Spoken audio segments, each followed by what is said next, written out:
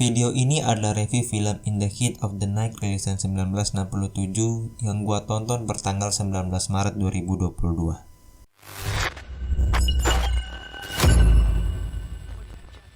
Picture at a Revolution, karyanya Mark Harris, merupakan salah satu buku terbaik yang mengkaji tentang transisi Hollywood yang memfokuskan pada 5 film pada tahun 1967, yang juga dinominasikan untuk Best Picture Oscar di tahun berikutnya. Dua di antaranya adalah buah dari budaya produksi lama, yakni Guess Who's Coming to Dinner, dramanya Stanley Kramer yang membahas tentang permasalahan ras, dan juga film musikal dengan budget besar, yakni Dr. Dolittle.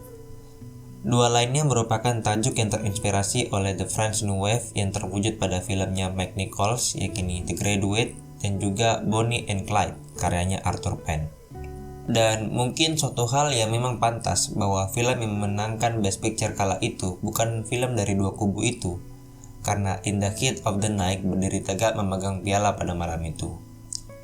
Pemerannya, yakni In the Heat of the Night yang dibintangi juga oleh Sidney Poitier, mengambil peran krusial di film Guess Who's Coming to Dinner, di mana kedua film itu seperti berusaha membawa ketegangan antara skala itu ke layar lebar.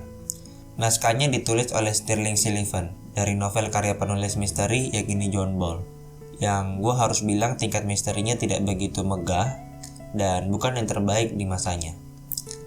Namun, sutradara Norman Jewison membawa film ini dengan cara yang berbeda. Pion andalannya, yakni Poitier, merupakan salah satu dari sedikit aktor Afrika Amerika yang bisa disebut namanya sebagai bahan iklan. Namun, Poitier sering berakhir di posisi membuat karakternya tidak bisa menang, seperti pada film ini. Dalam In the Heat of the Night, Poitier berperan sebagai Virgil Tibbs, seorang detektif pembunuh dari Philadelphia yang melewati kota Sparta di Mississippi, di mana ia ditahan atas dugaan pembunuhan seorang kaya raya yang hendak membangun perusahaan di Sparta. Alasan penahanannya saja sudah rasis, karena dia adalah orang kulit hitam yang masih berada di luar saat jam malam. Karena sadar dengan kondisinya, ia menjelaskan siapa dirinya dan mau bekerja sama dengan sheriff kota, yakni Bill Gillespie yang diperankan oleh Rod Steiger untuk menyelesaikan kasus itu. Sebenarnya ada banyak sekali momen dalam filmnya yang menjembatani perbedaan ras. Meskipun acap kali bridging itu juga hancur dalam waktu yang cukup cepat.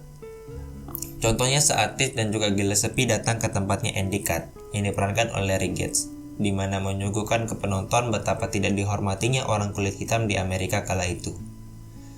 Awalnya Tibbs dan juga Andy Katt tampak terhubung karena kecintaan mereka berdua pada bunga.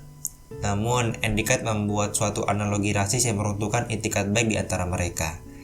Dan diperparah oleh Tibbs yang menyindir Andy Katt bahwa Andy Katt ini terlibat dalam kasus pembunuhan, yang kemudian direspon tamparan oleh Andy Katt dan langsung dibalas cepat dengan tamparan pula oleh Tibbs.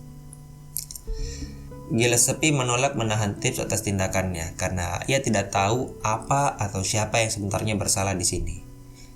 Dan ketika filmnya bergulir dan saat Tibbs menyadari bahwa Andy Katt tidak ada hubungannya dengan pembunuhan itu, dia mulai melihat kecurigaannya sebagai contoh dari prasangkanya sendiri, yang filmnya sendiri padahal adalah wujud dari prasangka yang berkutat mengelilinginya.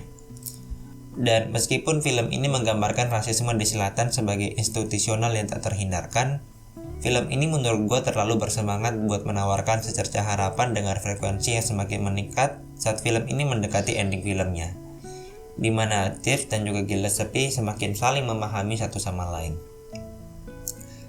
Apa yang menyelamatkan film ini pada akhirnya menurut gue adalah chemistry antara Tibbs dan juga Gillespie. Sebagai Tibbs, Poitier menelan dalam-dalam amarahnya, membiarkan matanya mengucapkan kata-kata yang dari awal ia bendung. Mereka berdua sangat cocok di film ini, dan meskipun misteri utama dari filmnya seperti yang gue bilang bukan suatu hal yang megah pada masanya, ketegangan di antara Tibbs dan juga Gillespie memberi nyawa pada filmnya, yang diperlukan di tengah-tengah kebisingan dan juga ketegangan lain mereka yang disatukan dalam upaya untuk menegakkan keadilan di Sparta. Semoga video ini bermanfaat bagi kalian. Kalian yang tertarik nonton filmnya bisa langsung nonton filmnya di HBO Max, Prime Video, atau mungkin di Apple TV. Dan please banget untuk teman-teman jangan nonton filmnya di YouTube atau apalagi nonton alur ceritanya. Let's experience diri kita dengan menonton film yang bagus dan menarik, sehingga kita bisa lebih memahami makna yang ingin dibawakan sutradara filmnya kepada kita. Itu aja dari gua. Kalau kalian ingin berlangganan ke channel ini bisa menekan tombol subscribe di bawah sana dan gua bakal sangat appreciate hal tersebut. Stay safe guys. Thank you for your time dan videonya selesai.